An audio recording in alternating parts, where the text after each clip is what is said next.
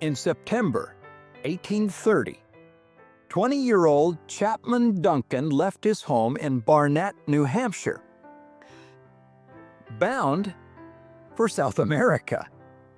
He was suffering from what was called at the time consumption, which oftentimes was tuberculosis, and he determined that he would go south, way south, for his health.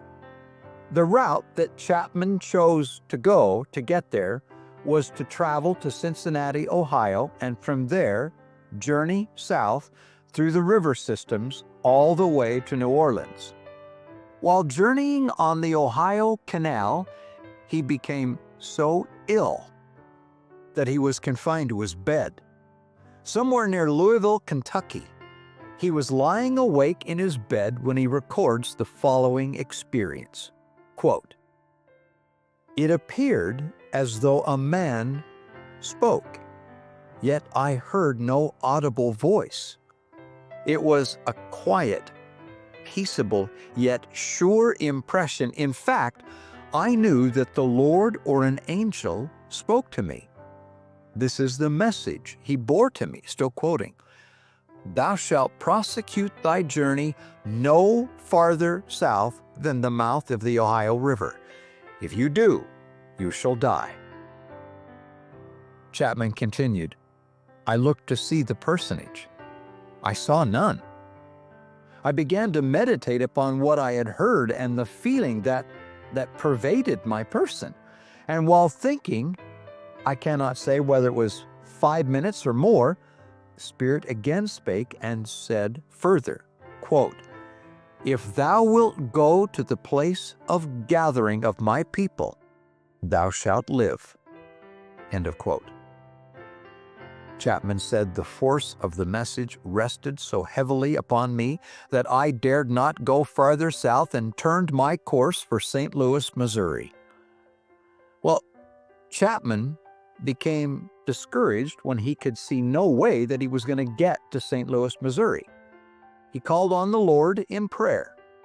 Right after that, he saw 2 men standing on the wharf.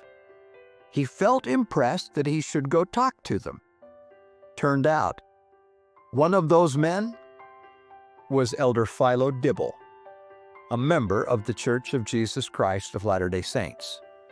Chapman later recalled, quote, "My soul was filled with joy to think the Lord would make plain the way for me to do His commandments and place means within my reach as He did right there." End of quote.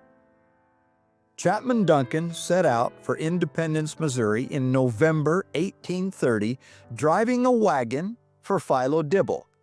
He spoke of the warm welcome he received when he arrived in Independence, Jackson County.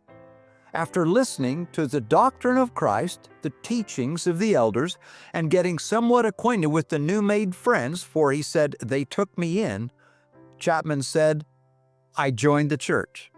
I think the last of December, baptized by Elder Titus Billings on the Sabbath day, confirmed by Bishop Edward Partridge and council. In a short time," he continues, "the Holy Ghost fell upon me, and I did speak with new tongues and prophesy, and I thanked the name of my Redeemer."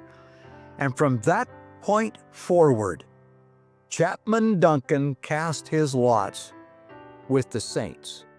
He lived to be 88 years old and passed away in Caneville, Wayne County, Utah.